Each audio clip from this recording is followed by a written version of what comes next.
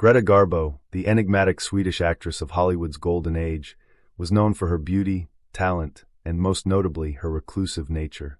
While many celebrities of her time basked in the limelight, Garbo actively avoided it. She suffered from anthropophobia, an intense fear of social interaction in crowds. This phobia drove her to live in near-complete isolation after she retired from acting in 1941. Despite her immense fame, Garbo despised public appearances, interviews, and even casual conversations with industry peers. She famously refused to attend the Academy Awards, even when she was nominated. Her fear wasn't just limited to press events.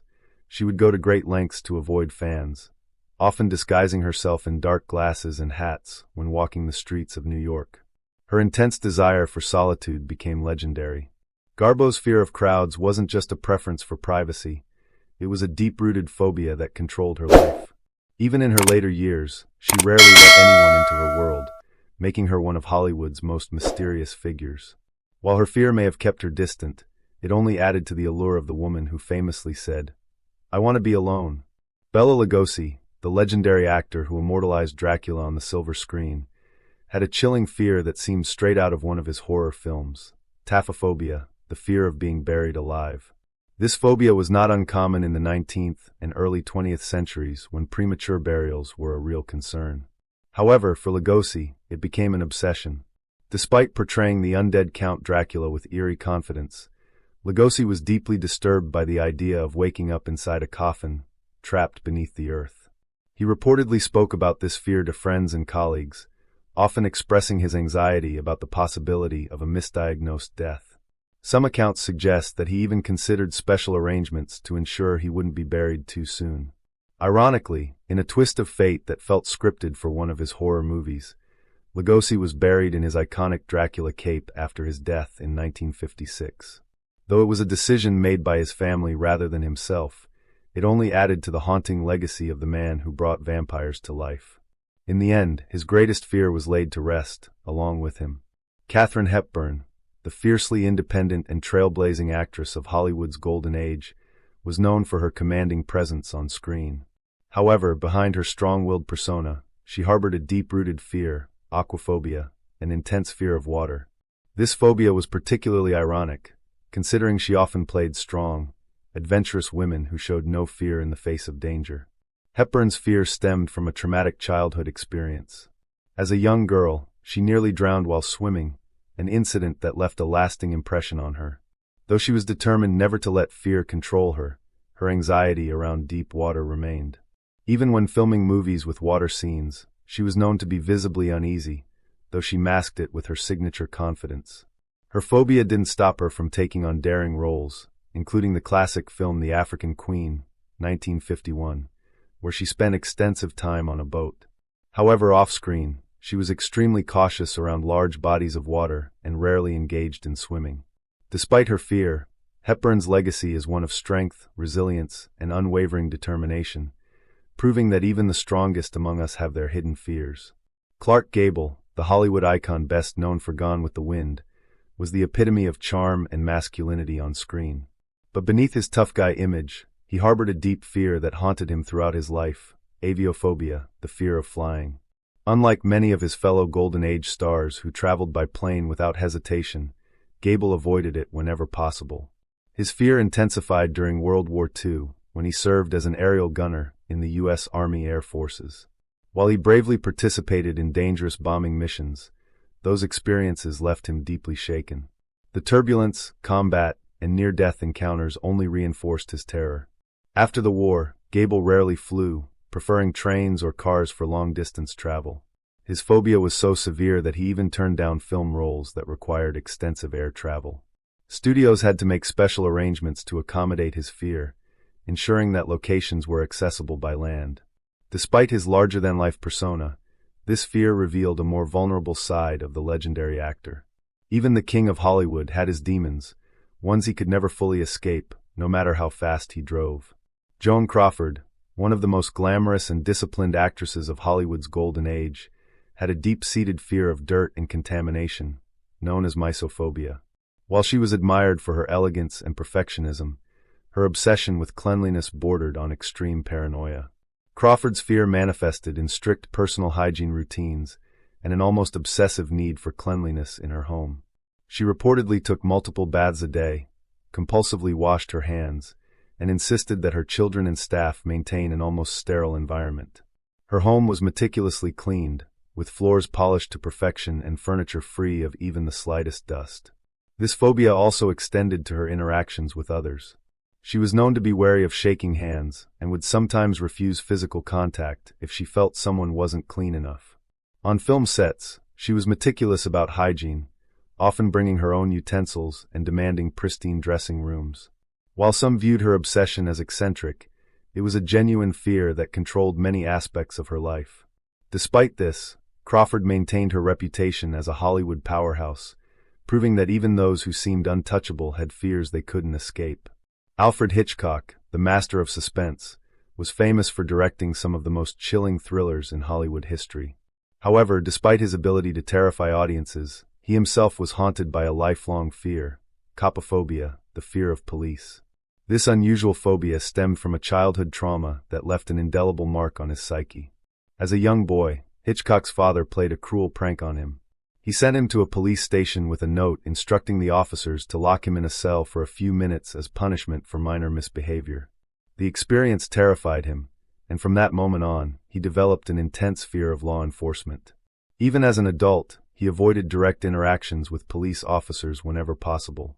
His phobia was so extreme that he refused to drive, fearing that he might be pulled over by the authorities.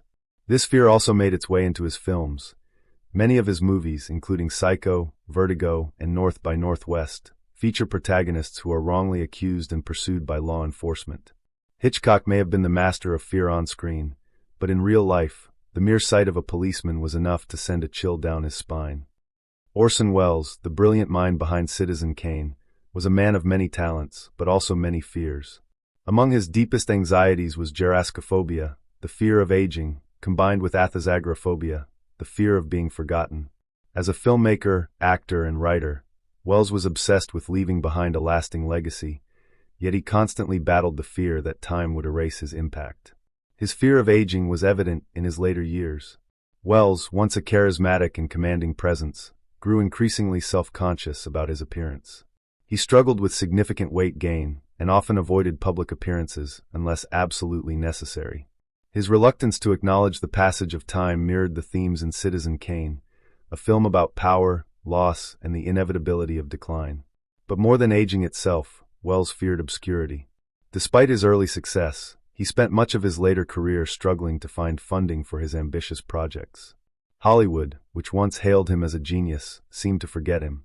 This sense of rejection haunted him, driving him to work tirelessly until his final days.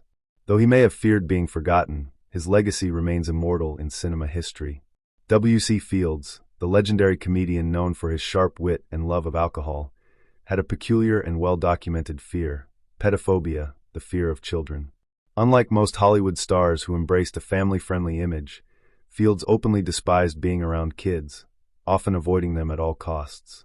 His fear and dislike of children were not just part of his comedic persona, but a genuine phobia. He found their unpredictability and high energy unsettling, often referring to them as little monsters. On film sets, he would insist on minimizing his interactions with child actors and even rewrote scripts to reduce their roles. He famously quipped, "Anyone who hates children and dogs can't be all bad."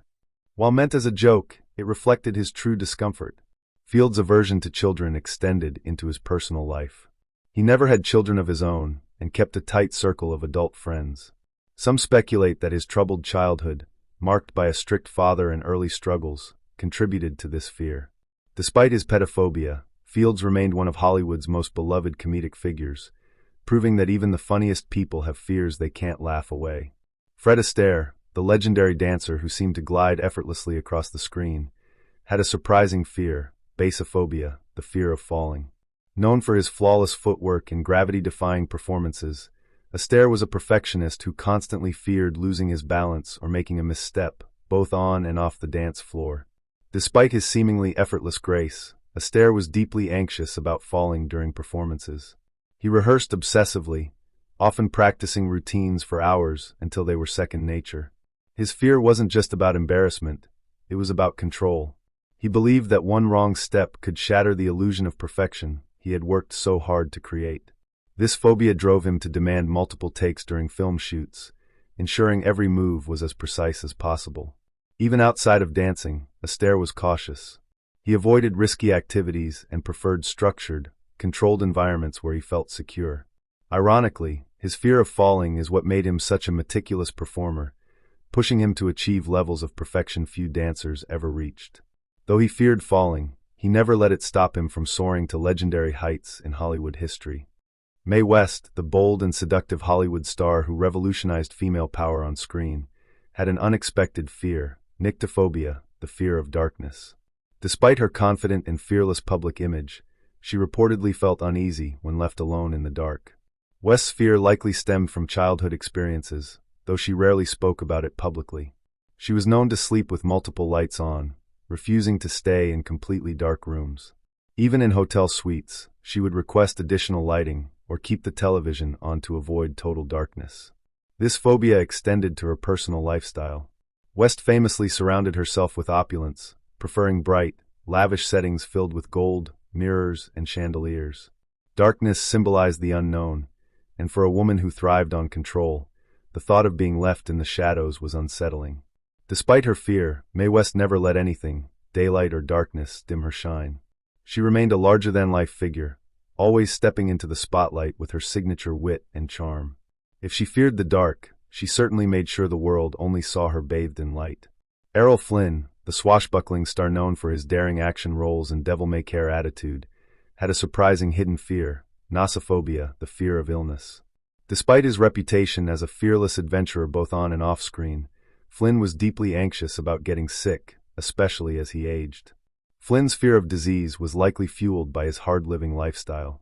Known for his excessive drinking, partying, and womanizing, he often worried about his health deteriorating. He was especially paranoid about catching serious illnesses and would sometimes avoid people he suspected were sick. In his later years, as his body began showing the effects of his wild lifestyle, his anxiety grew. Ironically, despite his fear, Flynn rarely took care of his health. He often ignored medical advice, refused to slow down, and continued pushing his body to its limits. His nossophobia didn't stop him from indulging in risky behavior. It just made him more paranoid about the consequences. In the end, Flynn's legendary life was cut short at just 50 years old. Whether his fears were justified or not, they never stopped him from living fast, playing hard, and becoming one of Hollywood's most unforgettable icons. If you enjoyed this video, please leave a like and comment. Also consider subscribing and hitting the notification bell to get notified of our newest videos. Thanks for watching.